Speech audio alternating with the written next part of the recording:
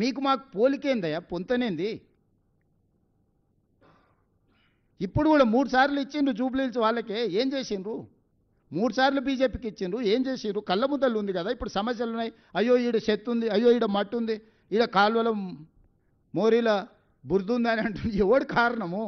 అసలు సిగ్గాను ఉండాలి. అందుకే చెప్పిన చెత్తకుండి దగ్గర ఓ రోజు కట్టేసేయారు, కట్టేస్తే గొలుసు పెట్టి కట్టేస్తే తెలుస్తుంది, జ్ఞానోదయం కలుగుద్దేమో అట్లనా అని. అన్ని సమస్యలను పరిష్కరించి నగరాన్ని అంతర్జాతీయ ముఖచిత్రంలో పెట్టడానికి జూబ్లీహిల్స్ నియోజకవర్గ ఓటర్లను సహకరించాల్సిందిగా నేను విజ్ఞప్తి చేస్తున్నా. మీడియా మిత్రులకు కూడా సర్వేల గురించి నేను ఎక్కువ మాట్లాడదలుచుకోలే. సారు కారు 16 అన్నారు, పరారు అయిపోయారు. 100కి ఒక్కటి తగ్గేది లేదన్నారు, బొక్కలు ఇరిగి బోర్ల పడ్డారు. ఒక 10 ఉదంతాలు చూసినాం. నేను ఏ సర్వే ఏజెన్సీలను ఎవరి గురించి నేనేం అనదలుచుకోలే. మనం బ్యాండ్ మేళం మనం డబ్బులు ఇచ్చి పిలుచుకుంటే వాడు మనం పాడవన్న పాట పాడతాడు, వేరే పాడతాడా?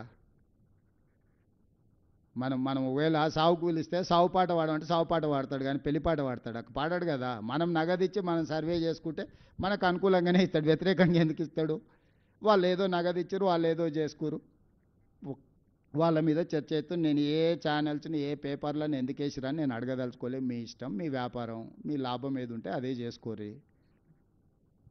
కాకపోతే 14 తారీఖు తర్వాత మీరు ప్రసారం చేసింది అక్కడ లేకపోతే మీరు ఏ విధంగా ఈ సమాజాన్ని ఎదుర్కొంటారో ఒక్కసారి అదొక్కటే ఆలోచన చేసుకోరు. సమాజాన్ని మీరు ఫేస్ చేయాలి కదా. నిజం నిప్పు లాంటిది, 4వ పిల్లర్ ఏంటో చెప్తారు కదా. ఆ పిల్లర్ లేదు, 3 పిల్లర్లు ఉన్నాయి తెలంగాణలో అని చెప్తారా? నిప్పు కాస్త ఉప్పు అయింది, ఉప్పు కాస్త పప్పు అయిందని చెప్తారా? కాబట్టి దయచేసి కొన్ని పొలిటికల్ పార్టీ ఓన్డ్ మీడియా ఉంటుంది, అది మీడియా కింద మేము ఎప్పుడు చూస్తలేము. కరపత్రాల కిందనో పార్టీ కార్యకర్తల కిందనో ఇస్తాం. మనుషులుగా వాళ్ళను రిపోర్టర్ల అని మాకు విజిటింగ్ కార్డు ఇచ్చిన గౌరవిస్తున్న వ్యక్తులుగా వాళ్ళని రిపోర్టర్స్గా మేము ఎప్పుడు చూడం. కానీ న్యూట్రల్ జర్నలిజం చేసేవాళ్ళు చిన్న చిన్న ప్యాకేజీల దాంట్లో పోయి మాత్రం ఈ తప్పులు చేయబాకండి. నిజం అబద్ధం ఏముంది 14 తారీఖు నాడు ఈ సమయానికి మీకు తెలుస్తుంది, మాకు తెలుస్తుంది. బీఆర్ఎస్ను ఓడించండి, బీజేపీ డిపాజిట్ను గల్లంతు చేయండి. ఇది ఒక్కటే నా విజ్ఞప్తి. ఈ రెండే వాళ్ళిద్దరికి శిక్ష. ఈ 10 ఏళ్ళు సర్వనాశనం చేసినందుకు వాళ్ళు ఓడాలి, వీడి డిపాజిట్ పోవాలి. శ్రీనివాస్ రెడ్డి గారు,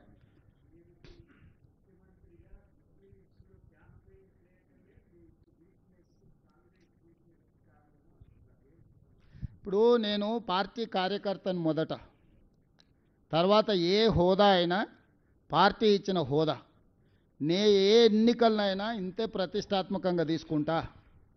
డిపాజిట్ రాని హుజూరాబాద్లో, ఓడిపోయిన హుజూర్ నగర్లో, నిలబడి ఓడిపోయిన నాగార్జున సాగర్లో, మునుగోడులో, ఏ ఎన్నికల్లో అయినా కూడా ఇదే స్థాయిలో నేను ప్రచారం చేసిన. పార్టీ అభ్యర్థిగా చూడను, నేనే అభ్యర్థిగా అనుకుంటే ఏ ఎన్నికలనైనా నేను పార్టీ పట్ల కార్యకర్తల పట్ల నాకున్న చిత్తశుద్ధి. అంటే బాధ్యతారహితంగా ఫామ్ హౌస్లో వండుకుంటే గొప్పతనమా? కనీసం ఓటేయమని ఈ రోజు వరకు విజ్ఞప్తి చేయలే. కానీ కేటీఆర్ని నేను చెప్తుండు, తెలుగుదేశం సానుభూతి పరులు మాకేస్తారని. ఎందుకయా ఎన్టీఆర్ ఘాట్ను తొలగిస్తామని ముందుకు వచ్చినందుకు ఎన్టీఆర్ ఘాట్నే తీసేసేందుకు ఎన్టీఆర్ అభిమానులు ఓటేస్తారా? చంద్రబాబు నాయుడుని ఆంధ్రప్రదేశ్లో అరెస్ట్ చేస్తే నిరసన తెలుపుకుంటామంటే పోలీసు వాళ్ళతో కొట్టించి తీట పడితే నిరసన రాజమండ్రిలో తెలుపుకోపోండి అని అవమానించినందుకు తెలుగుదేశం పార్టీ సానుభూతి పరులు ఓటేస్తారా? తెలంగాణలో తెలుగుదేశం పార్టీ ఉండనే ఉండొద్దు, గద్దెలు కూలాలి అని చెప్పి కూలగొట్టించినందుకు తెలుగుదేశం పార్టీ సానుభూతి పరులు ఓటేస్తారా? తెలుగుదేశం పార్టీ గురించి చంద్రశేఖరరావుకి ఎంత తెలుసో నాకు అంతే తెలుసు. ఇద్దరం అదే స్కూలు, అదే సిలబస్, కొత్తది ఏంది లేదు. ఆయన అవుట్డేటెడ్, నేను లేటెస్ట్, గింతే. తెలుగుదేశం కార్యకర్తలు ఏం ఆలోచన చేస్తారు, ఎప్పుడేం చేస్తారో మా ఇద్దరికి బాగా తెలుసు కదా, ఈ పిల్లకాకి తెలిసినా తెలియకపోయినా. కాబట్టి తెలుగుదేశం కార్యకర్తలకు సానుభూతి పరులకు నేను కూడా విజ్ఞప్తి చేస్తాను, ఒక్కసారి గుర్తు చేసుకోండి.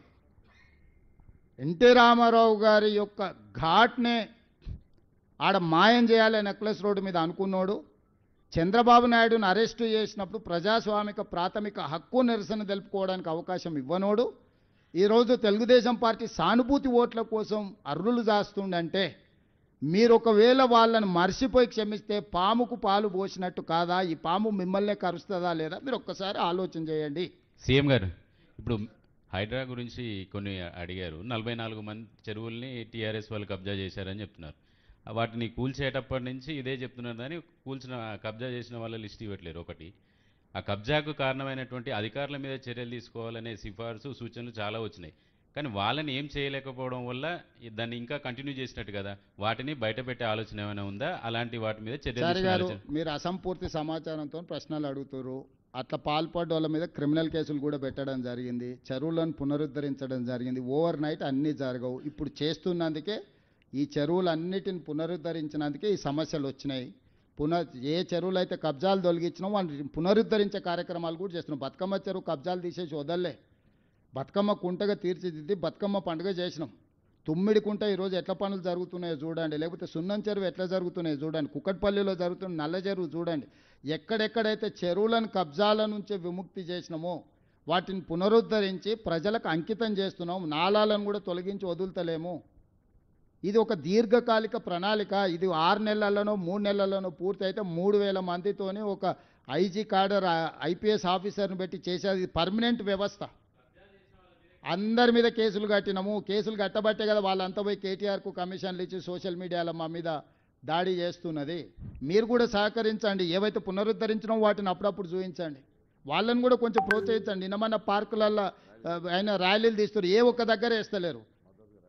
ఈ నిన్నమన ఎక్కడెక్కడైతే కబ్జాలు ఇడిపించారో ఆ కబ్జాలు ఇడిచి బెనిఫిట్ అయినరో కాలనీలలో ప్రజలందరూ బయటకు వచ్చి ర్యాలీలు తీస్తారు. హైదరాబాద్లో మాకు మేలు జరిగిందని. అవి మాత్రం స్క్రోలింగ్ కూడా వేస్తలేరు. మీ దృష్టికి ఏమొచ్చినా నేను మిమ్మల్ని కూడా నేను నెగటివ్ టోన్ తీసుకుంటలేను, మిమ్మల్ని ఏం విమర్శిస్తలేను. ఇది చాలా ఒక దీర్ఘకాలికంగా చేయాల్సిన పని. 1 by 1 చేసుకుంటూ వస్తున్నాం. ప్రభుత్వానికి కూడా వ్యవస్థలకు కూడా పరిమితులు ఉంటాయి. సమస్యల్ని చూసుకొని ముందుకు వెళ్తూ ఈ ప్రయత్నం చేస్తున్నాం. భవిష్యత్తులో ఇంకా బలంగా పనిచేస్తాం. సీఎం గారు కేటీఆర్ పదే పదే అంటున్నాడు, డ్రగ్స్ మీద నిజంగా తప్పు చేసి ఉంటే శిక్షించవచ్చు కదా, ఈ ప్రభుత్వం ఉంది, మా బామ్మర్ది సేవించాడని పదే పదే సీఎం అంటుంటాడు. నిజంగా ఆధారాలు ఉంటే ఈ ప్రభుత్వం ఉంది, ఎందుకు అరెస్ట్ చేయట్లేదు అనేది కోర్టుకు పోయి బెయిల్ తెచ్చుకున్నందుకు వచ్చింది సమస్య. శిక్షించడానికి కాదు. కేసులు కట్టిన మొయినాబాద్ పోలీస్ స్టేషన్లో ఎఫ్ఐఆర్ ఉంది, మీరే చూడరు. అందరిని పట్టుకొచ్చినాం. అందరిని ఎవరెవరి మీద అయితే కేసులు పెట్టినో దాంట్లో వీళ్ళందరూ ఏంటంటే డ్రగ్స్ అమ్మేవాడికి శిక్ష ఉంది, డ్రగ్స్ సేవించేవాడికి శిక్ష లేదు, సానుభూతి ఉంది. అందుకే బెయిలబుల్ సెక్షన్స్. డ్రంక్ అండ్ డ్రైవ్లో జైలుకు తోలుతుంది. కానీ గంజాయి, కొకైన్, హెరాయిన్ తీసుకుంటే స్టేషన్ బెయిలబుల్ సెక్షన్స్ ఉన్నాయి. చట్టాన్ని సవరించాల్సిన అవసరం ఉంది. నేను చీఫ్ జస్టిస్ ఆఫ్ ఇండియా కలిసినప్పుడు నేను వారికి విజ్ఞప్తి చేసిన, చట్టంలో లొసుగు ఏంటంటే కొకైన్, హెరాయిన్ ఇట్లాంటి అత్యంత ప్రమాదకరమైన మాదక ద్రవ్యాలను సేవించిన వాళ్ళను సానుభూతితో చూడాలి, వాళ్ళు బాధితులని ఉంది చట్టంలో. దాంతో బాధితుల కింద ఇట్లా నడుచుకుంటూ అట్లా ఇంటికి వచ్చేస్తారు. దాంతో ఇంకా ధైర్యం వచ్చి 2 ఇంతలు కొడుతుర్రు. అసలు విచిత్రంగా ఉన్నది చట్టం. అక్కడక్కడ రోడ్ల మీద డ్రంక్ అండ్ డ్రైవ్ ఉంటే వారం రోజులు జైలుకు తోలుతురు తాగి నడిపినందుకు. ఇంత ప్రమాదకరమైన దీంట్లో స్టేషన్ బెయిలబుల్ ఉన్నాయి సెక్షన్స్. దీన్ని సవరించాల్సిన అవసరం ఉంది. రేపు వచ్చే శాసనసభ సమావేశాలలో పూర్తి స్థాయిలో చర్చ చేసి అన్ని వివరాలు కూడా మీకు చెప్తాం. సీఎం గారు నిన్న బండి సంజయ్ మాట్లాడుతూ, సార్ ఇక్కడ మీ ముందు బండి సంజయ్ మాట్లాడుతూ మీ పైన కామెంట్ చేశారు, మీరు క్యాబ్ పెట్టుకున్నందుకు. అవసరమైతే అట్లాంటి సిచ్యువేషన్ వస్తే తల నరుక్కుంటా కానీ నేను అట్లాంటి పరిస్థితిలో ఓటు అడిగేటువంటి సిచ్యువేషన్ ఉన్నాను. ఇది మొదటి క్వశ్చన్. రెండో క్వశ్చన్, మాజీ మంత్రి ముఖేష్ గౌడ్ విగ్రహం పెడతానన్నారు, దాని మీద ఒకటి క్లారిటీ. ఇప్పుడు నేను అనేది ఏంటంటే నరేంద్ర మోడీ గారే టోపీ పెట్టుకున్నారు. ఆ ఫోటోలు నేను పంపిస్తా. మొదట నరేంద్ర మోడీ గారి విధానం ఏందో చెప్పమనుంది.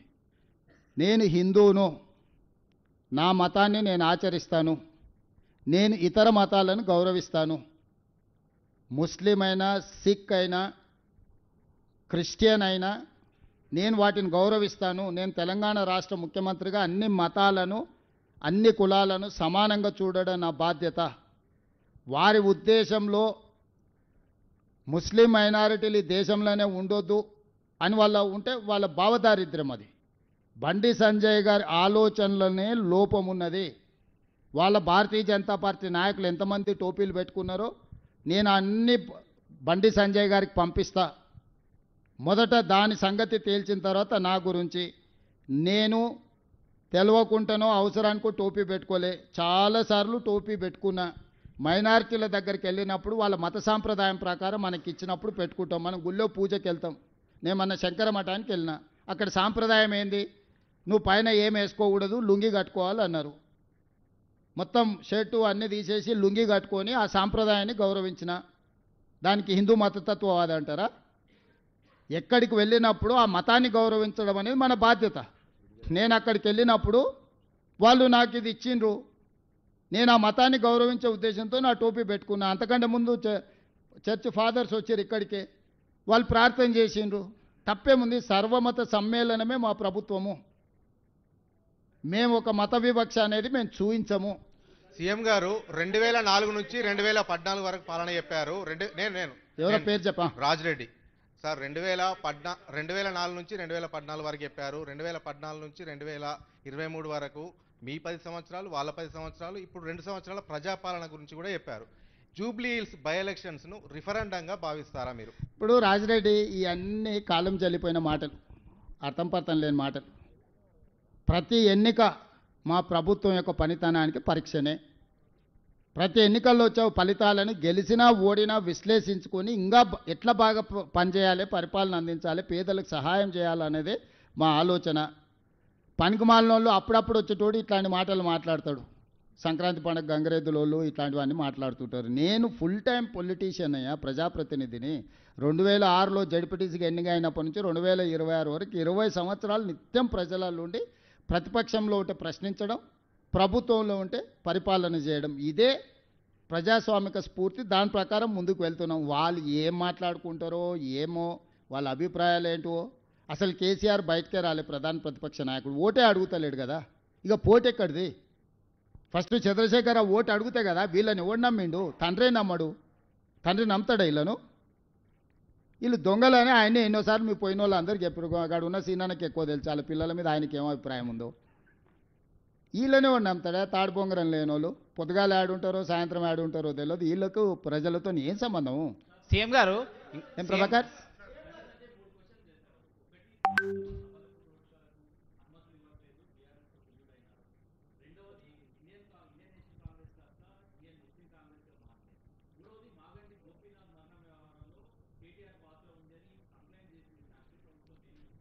ఇప్పుడు అనుమతులు మేము ఇయ్యం, రాష్ట్ర ప్రభుత్వం ఇయ్యదు. మొట్టమొదట బండి సంజయ్ గారు తెలుసుకోవాల్సింది, ఎన్నికల అధికారులు ఇస్తారు. ఎన్నికల అధికారులు కేంద్ర ప్రభుత్వం ఇదంతా ఒక వ్యవస్థ. చీఫ్ ఎలక్షన్ ఆఫీసర్ ఉంటాడు, రిటర్నింగ్ ఆఫీసర్ ఉంటాడు. ఈ వ్యవస్థ అంతా కూడా కేంద్ర ప్రభుత్వ పరిధిలో, అంటే కేంద్రంలో ఉండే ఒక ఇండిపెండెంట్ అథారిటీ వాటిని చేస్తుంది. ఎవరు అనుమతులు ఇచ్చారు, ఎవరి అనుమతులు నిరాకరించింది అనేది మాకు సంబంధించిన విషయం కాదు, ఎన్నికల అధికారులు ఇవ్వాల్సింది. ఆ సమస్య ఉంటే వాళ్ళతో బండి సంజయ్ గారు మాట్లాడుకోవచ్చు, నాకేం అభ్యంతరం లేదు. మాగంటి గోపి గారి మరణం వెనకాల కేటీఆర్ గారు హస్తం ఉన్నది అని బండి సంజయ్ గారు అంటే ఫిర్యాదు చేయమనుండ్రి. ఇప్పుడు ఫిర్యాదు లేనిది ఒక మరణాన్ని వివాదాస్పదం చేసి రాజకీయ లబ్ధి కోరుకోవాలని నేను అనుకుంటలేను. వారి కుటుంబం నేను కూడా టీవీలలో మీడియాలో చూసిన. మాగంటి గోపీనాథ్ గారి తల్లి నా కుమారుడి మరణానికి కేటీఆర్ కారణమని ఆవిడ మాట్లాడినట్టుగా నాకు అనిపించింది. బండి సంజయ్ గారు కూడా అదే ఆరోపణ చేస్తున్నారు. నిర్దిష్టమైన ఆరోపణ చేసినప్పుడు కేంద్ర మంత్రిగా నాకు ఒక లెటర్ రాయమనుండ్రి. పోలీసులు పోలీస్ స్టేషన్కు, నాకు తెలిసి హాస్పిటల్ వచ్చేసి మాదాపూర్ పోలీస్ స్టేషన్ పరిధిలో వస్తుంది. మాదాపూర్ పోలీస్ స్టేషన్కైనా లేకపోతే డీజీపీకైనా బండి సంజయ్ గారు విచారణ చేయమని లేఖ రాస్తే తప్పకుండా పోలీసులు విచారణ చేస్తారు. పోలీసు చట్టం తన పని తాను చేసుకొని పోతుంది. సీఎం గారు ఇక్కడ సీఎం గారు బండి సంజయ్ ఇంకొక అప్పీల్ చేశారు. హిందువులు మొత్తం కూడా బీజేపీకి ఓటేయాలి, కాంగ్రెస్కు ముస్లింలు మద్దతు ఇస్తున్నారు కాబట్టి హిందువులంతా ఏకం కావాలనే ఒక అప్పీల్ చేశారు. ఏం చెప్తారు? ఇప్పుడు నేను అడిగేది ఒకటే, 14 తారీఖు నాడు బీజేపీకి డిపాజిట్ రాదు, మీరు రాసి పెట్టుకోండి. ఇప్పటి వరకు చాలా ఎన్నికల ముందు మనం మాట్లాడుకున్నాం, మీరు అందరు చాలామంది ఇక్కడ సాక్ష్యం. నేను చాలా ఎన్నికలలో మనం విశ్లేషించుకున్నాం, మాట్లాడుకున్నాం. నేను ఈరోజు స్పష్టంగా చెప్తున్నా, ఈ ఎన్నికల్లో భారతీయ జనతా పార్టీకి డిపాజిట్ రాదు. అంటే పూర్తిగా హిందువులు బీజేపీకి వ్యతిరేకంగా ఉన్నారని ఇది రెఫరెండంగా బండి సంజయ్ గారు భావిస్తారా? వాళ్ళ కేంద్ర మంత్రి కిషన్ రెడ్డి గారే గెలవాలని కోరుకుంటలేడా? పాపం బండి సంజయ్ తాపత్రయమేంది? బండి సంజయ్ ధర్మపురి అరవింద్ తాపత్రయపడుతున్నారు ఎట్లయినా బీజేపీకి డిపాజిట్ తెద్దాం ఏదో ఒకటి చేద్దామని. కిషన్ రెడ్డి గారు బ్యాడ్ బ్రదర్స్ ఇద్దరు ఎవరు గెలవాలనుకుంటారో బండి సంజయ్కి తెలియకపోతే ఇంక నేనేం చేస్తా. కాబట్టి ఇవన్నీ లోతుగా బండి సంజయ్ గారికి కూడా అవగాహన ఉండొచ్చు. ఎందుకంటే కార్యకర్త నుంచి కేంద్ర మంత్రి వరకు వచ్చిందంటే సంజయ్ గారికి తెలియని రాజకీయం ఉంటుంది, దట్టు బీజేపీలో అని నేను అనుకోను. నేను ఈరోజు చెప్తున్నా, రేపటి ఎన్నికల్లో బీఆర్ఎస్ ఓడిపోతుంది, బీజేపీ డిపాజిట్ పోతుంది. బీజేపీ డిపాజిట్ అయినప్పుడు బీజేపీతో హిందువులు లేరు అని రెఫరెండం కింద బండి సంజయ్ గారు భావిస్తే దాని మీద మాట్లాడమన్నారు బండి సంజయ్ గారిని. సో బీజేపీలో బండి సంజయ్, ధర్మపురి అరవింద్, ఈటెల రాజేందర్ లాంటి వాళ్ళందరూ ఒక రకంగా ఉంటే కిషన్ రెడ్డి, కేటీఆర్ వీళ్ళంతా ఇంకొక రకంగా ఉన్నారు. సీఎం గారు బీఆర్ఎస్ జూబ్లీహిల్స్ ప్రగతి నివేదిక అని చెప్పేసి ఒక రిపోర్ట్ విడుదల చేసింది. అందులో మెట్రోకు సంబంధించి కూడా ఒక్క నిమిషం,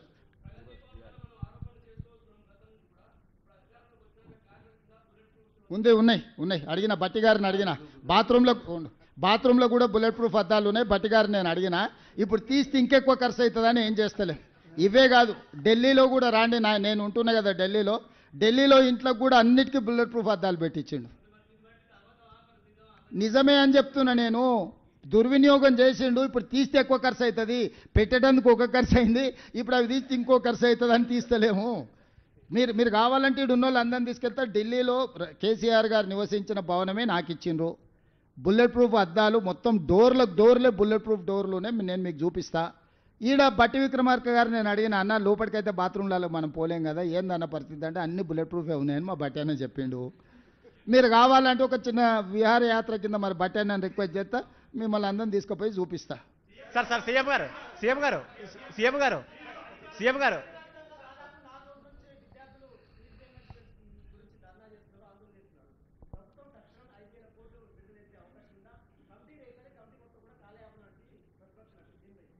నేనేమన్నాను, వాళ్ళు వడ్డించిందే ఈ అప్పు, ఇది మేం చేసింది కాదు.